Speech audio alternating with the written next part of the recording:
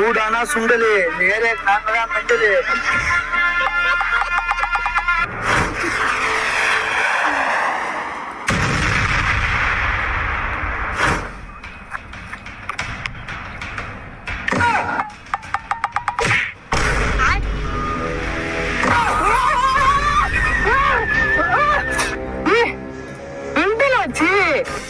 இன்னைக்கு அவங்களை அடிக்கிற அடியில பஞ்சா பறக்க போறாங்க. நீ சூடானதான் சுண்டலே, நான் இப்போல இருந்து பென்டனே. அப்ப நீங்க 3 பேர் சேர்ந்து என்ன அடிச்சீங்களா? நான் இருக்க போன இடத்துல எனக்கு ஆம்லெட் கிடைச்சிருச்சு.